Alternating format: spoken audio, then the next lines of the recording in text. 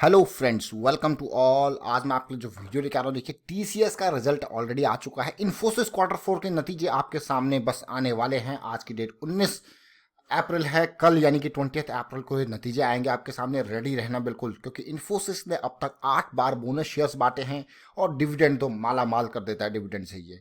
लेकिन इंपॉर्टेंट बात है कि क्या कुछ प्रीव्यू, क्या कुछ अनुमान लगाया जा रहा है इन्फोसिस के क्वार्टर फोर के नतीजों से, वो देखते हैं इस छोटे से वीडियो में। साथ में पुराने डिविडेंड, पुराने बोनस और टेक्निकल फंडामेंटल देखते हैं इन्फोसिस का। और आगे बढ़ने से पहले मैं आपको बता दूं, अगर आपने अब तक चैनल को सब्सक्राइब नहीं किया तो जल्दी से सब्सक्राइब कर ले, बेल आइकन को प्रेस कर ले, जिससे आपको नोटिफिकेशन आती रहेगी। साथ में टेक्निकल एनालिसिस के लिए आप ज्वाइन कर सकते हो मेंबर सब ज्वाइन बटन पर क्लिक करके। अब सीधे लेके जाता हूं आपको इन्फोसिस की तरफ। ये देखिए, सबसे पहले नतीजे कब आने वाले हैं, ये देखिए। इन्फी 20 अप्रैल 2020 आपके सामने नतीजे होंगे। 20 अप्रैल कल टाटा एलेक्साई का भी रिजल्ट आने वाला है। उसके बाद अब धीरे धीरे रिजल्ट का सीजन स्टार्ट हो चुका है, आपके सामने बिल्कुल रिजल्ट रहेंगे। अब क्वार्टर फोर की अर्निंग्स के प्रीव्यू देखिए क्या कुछ है, क्योंकि कल ही ये रिजल्ट आने वाले हैं। तो यहाँ पे जो माना जा रहा है, अलग अलग एनालिस्ट जो है अपनी अपनी रिपोर्ट रखते हैं सामने कि कौन सा एनालिस्ट क्या समझ रहा है कि कितना प्रॉफिट हो सकता है, कितना रेवेन्यू हो सकता है। तो जो लीडिंग ब्रोकरेज है, जो ब्रोकरेज हाउसेस एक एक रुपए का हिसाब किताब लगाती है, उनका मानना है यहाँ पे कि जो रेवेन्यू ग्रोथ रहेगा वो 6 से 10% रह सकता है, और profit expansion at 3 to 18%। They expect around operating margin जो है वो 30 to 90 basis points year on year basis पे ग्रो कर सकता है। उसके अलावा quarter four results of IT companies अभी जैसे जिस तरीके से टीसीएस का आया है, लेकिन फ्यूचर गाइडेंस की जब बात होती है, क्योंकि जब भी रिजल्ट आता है, ये फाइनेंशियल ईयर एंडिंग है, फाइनेंशियल ईयर लास्ट ये खत्म हो चुका है, अगले फाइनेंशियल ईयर की भी वो गाइडेंस देते हैं। बट यहाँ पे सबसे इंपॉर्टेंट बात है कि we expect Infosys to guide for a 4 to 8% decline in revenue. जरा सोचे कि 4 से 8% रेवेन्यू में डिक्लाइन जो है इन्फोसिस आने वाले टाइम के लिए बता सकता है, क्योंकि भाई लॉकडाउन चल रहा है, यूरोप की हालत बुरी है, अमेरिका की हालत बुरी है, और मेजर रेवेन्यू एरिया जो है इन्फोसिस के यही कंट्रीज है जहां से मोटा पैसा यूरोज और डॉलर्स में आता है। ये HSBC ग्लोबल रिसर्च का कहना है कि 4 से 8% का रेवेन्यू में डिक्लाइन एक्सपेक्ट कर सकते हैं अगले फाइनेंशियल ईयर के लिए। तो ये जो पेन स्टार्ट हुआ है वो जस्ट स्टार्ट हुआ है, जो इसका इम्पैक्ट होगा वो आने वाले टाइम पे आपको देखने को मिलेगा। जैसे कि बार बार बड़े बड़े इन्वेस्टर्स आपको जरूर ये कह रहे होंगे कि अभी पेन जस्ट स्टार्ट ही हुआ है, और इन्वेस्टमेंट की जल्दी मत कीजिए अगर लॉन्ग टर्म इन्वेस्टर हो तो। हाँ, ट्रेडिंग वाले, पोजिशनल स्विंग वाले खूब पैसा कमा रहे, कोई दिक्कत वाली बात नहीं है, लेकिन लॉन्ग टर्म इन्वेस्टर के पर्सपेक्टिव से अभी वीकली में ही पॉजिटिविटी इतनी देखने को मिली नहीं है, करेक्शन नहीं देखने को मिला है, कंसोलिडेशन सीधे अभी एक लग रहा है कि सीधे जंप किया है। और अभी जो इम्पैक्ट है इंडिया के अंदर, जिस तरीके से केसेस बढ़ रहे हैं, वो भी एक खतरनाक सिचुएशन है। अब ये it said that Q4 margin expansion will led to rupee depreciation. चलिए भाई, और जो आगे की डिमांड है आने वाले टाइम पे, जो प्रोजेक्ट्स हैं इनके, वो टफ है। जेफरी का ने अगर जो प्रोजेक्शन दी है वो कितनी दी है वो देखिए। इन्होंने अभी के टाइम पे 23,544 इतना ये रेवेन्यू में 9% ईयर ऑन ईयर बेसिस पे जंप दिया है। उसके अलावा प्रॉफिट, कितना प्रॉफिट यहाँ पे दिया है, ऑलमोस्ट 4,210 करोड़ के आसपास। ये मिलियंस में नंबर है। अगर मैं देखूँ यहाँ पे पिछले प्रॉफिट्स को, पिछले क्वार्टर में ये 4400 करोड़ के आसपास का प्रॉफिट था। उससे पहले लास्ट ईयर की बात करूँ तो 4074 करोड़ का प्रॉफिट था।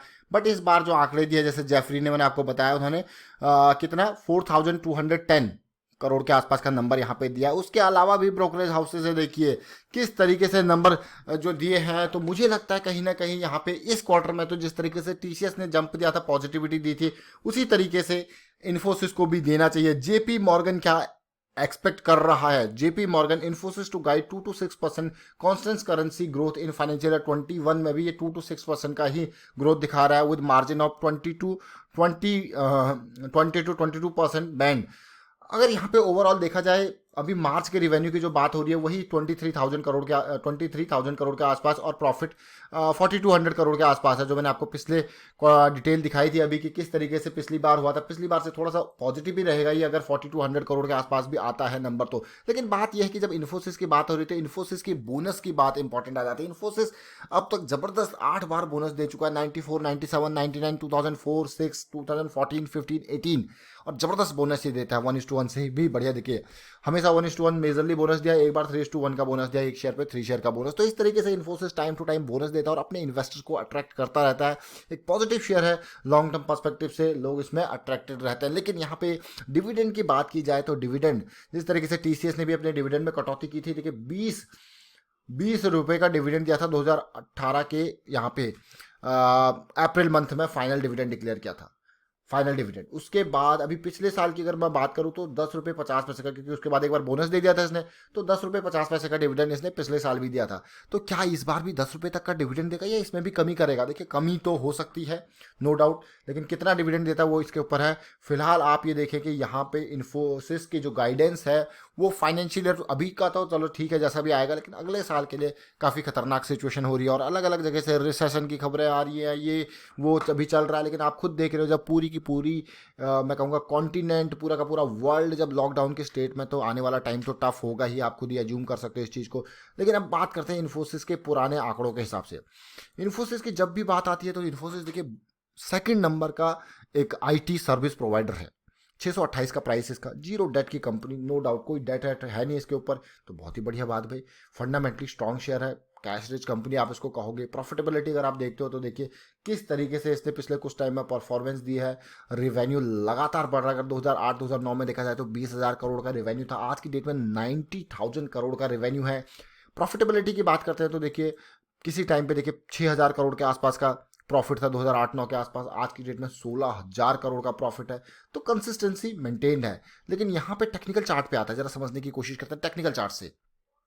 आपने देखा पिछले कुछ टाइम में जब इन्फोसिस के शेयर में जब ये बड़ा गैप डाउन देखने को मिला था, इस गैप डाउन में what is this is a complaint, जो विशल ब्योर की कंप्लेंट थी, गैप डाउन। उसके बाद स्टॉक में अचानक तेजी, और तेजी आते आते पिछले हाई के पास नहीं गया लेकिन इसी हाई के लेवल पे गया। और जैसा कि आपने देखा भाई ये लेवल टूटा, उसके बाद तो मतलब अभी गया ही था फरवरी में ऊपर, उसके बाद सीधे धराशायी होकर वापस नीचे 503 पे आ गया। ये डेली टाइम फ्रेम है, डेली टाइम फ्रेम की हम बात कर रहे हैं। और अगर आप इस टाइम पे इन्फोसिस के डेली टाइम फ्रेम के चार्ट को देखोगे, जब जो कोई ऐसे होते हैं ना इलिक्विड शेयर जिनको कहते हैं, जिसमें ऐसे कभी गैप अप कभी गैप नीचे, इस तरीके से, इसी तरीके से अभी सिस्टम ये लग रहा है। देखिए gap up gap down gap up, मतलब कोई ये रिलायबिलिटी काइंड ऑफ थिंग अभी देखने को मिले। देखिए एक गैप डाउन हो गया, ये गैप अप हो गया, तो मतलब अभी के टाइम पे मार्केट ऐसे बिहेव कर रही है पता नहीं किस अलग ही तरीके से। अब ये मंथली चार्ट देखिए, इन्फोसिस इन्फोसिस बढ़िया शेयर है नो डाउट। अगर आप इसको मंथली चार्ट, कई लोग होते हैं जो मंथली स्विंग्स को प्ले करते हैं। अब आपको what is this monthly swing? Monthly swing को प्ले करना मतलब वो देख रहे हैं कि मंथली पे आपका यहाँ पे गिरा शेयर और मंथली स्विंग पर उनका बॉटम पॉइंट ये स्टॉप लॉस बन जाता है, और उन्होंने देखा ये जॉइंट के हाई से एंट्री करी और मंथली स्विंग को प्ले किया। देखिए कितना जबरदस्त।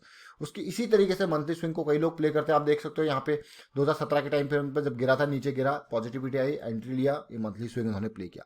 ये बड़े लॉन्ग टर्म वाले होते हैं जो सोचते हैं मैं मंथली स्विंग को प्ले किया जाए, और उसके अलावा कई लोग वीकली स्विंग्स को प्ले करते हैं।